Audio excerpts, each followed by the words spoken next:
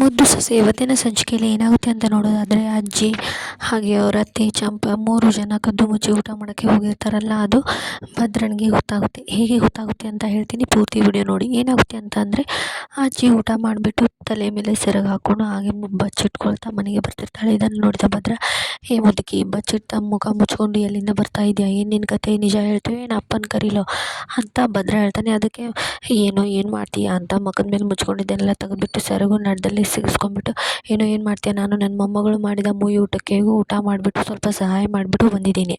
ನಾನೊಬ್ಬಳೇನು ಊಟ ಮಾಡಿಲ್ವಲ್ಲ, ನೀವು ಮನೇಲಿ ಕೂತು ಊಟ ಮಾಡಿದ್ದು ಕೂಡ ಅದು ನನ್ನ ಮೊಮ್ಮಗಳು ಮಾಡಿದ ಅಡಿಗೆನೇ ಅಂತ ಅಜ್ಜಿ ಹೇಳ್ತಾಳೆ. ಆನಂತರ ನಾವು ಅವ್ರು ಮಾಡಿದ ಊಟ ಮಾಡಿದ್ವಿ, ಆ ಚಾನ್ಸೇ ಇಲ್ಲ, ನಾವು ಅಲ್ಲಿ ಬಂದೇ ಇಲ್ಲ ಅಂದಮೇಲೆ ನಾವೀಗ ಅವ್ರು ಮಾಡಿದ ಊಟ ಮಾಡ್ತೀವಿ, ಸುಮ್ಮನೆ ಏನೇನು ಮಾತಾಡಬೇಡ ಮುದುಕಿ, ಹೋಗು ಅಂತ ಭದ್ರ ಹೇಳ್ತಾನೆ. ಅದಕ್ಕೆ ಮುದುಕಿ, ಇಲ್ಲ, ಅಲ್ಲಿ ಮಾಡಿದ ಅಡುಗೆನೇ ನಾವು ಇಲ್ಲಿ ಕಳಿಸಿದ್ವಿ, ಅದನ್ನೇ ಊಟ ನೀವು ಮಾಡಿದ್ದೀರಾ ಅಷ್ಟೇ ಅಂತ ಅಜ್ಜಿ ಹೇಳ್ತಾಳೆ. ಆನಂತರ ಭದ್ರ, ಇದೆಲ್ಲ ಹೇಗಾಯಿತು, ಅವಳು ಮಾಡಿದ ಅಡುಗೆ ನಮ್ಮ ಮನೇಲಿ ಹೇಗೆ ಬಂತು, ಯಾರು ಮಾಡಿದ್ದನ್ನೆಲ್ಲ ಅಂತ ಕೇಳ್ತಾರೆ. ಅದು ಯಾರಾದರೂ ಮಾಡಲಿ ಏನಾದರೂ ಮಾಡಲಿ, ಬಟ್ ನಿಮ್ಮ ಹೊಟ್ಟೆಲಿ ಹೋಗಿರೋದು ನನ್ನ ಮೊಮ್ಮಗಳು ಮಾಡಿದ ಅಡುಗೆನೇ, ನನ್ನ ಸೊಸೆ ಮಾಡಿದ ಅಡುಗೆನೇ ನೀವೆಲ್ಲರೂ ಚಪ್ಪರಿಸ್ಕೊಂಡು ಊಟ ಮಾಡಿದ್ದು ಅಂತ ಅಜ್ಜಿ ಹೇಳ್ತಾಳೆ.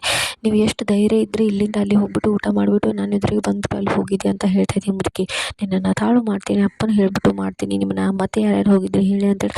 ಅದನ್ನೆಲ್ಲ ಹೇಳಿ ನಿನಗೇನು ಉಪಯೋಗ ಇದೆ, ನೀನು ಮನಸ್ಸಲ್ಲಿರೋ ಸಿಟ್ಟನ್ನ ಎಲ್ಲ ಬಿಟ್ಬಿಟ್ಟು ಚೆನ್ನಾಗಿ ಅವಳನ್ನ ಮನೆಗೆ ಕರ್ಸ್ಕೊಂಡ್ಬಿಟ್ಟು ಚೆನ್ನಾಗಿ ಜೀವನ ಮಾಡು, ಅವಳು ಬಸರಿದ್ದಾಳೆ ಗೊತ್ತಾಗಲ್ವ ನಿನಗೆ ಅಂತ ಅಜ್ಜಿ ಭದ್ರನಿಗೆ ಬೈತಿರ್ತಾಳೆ.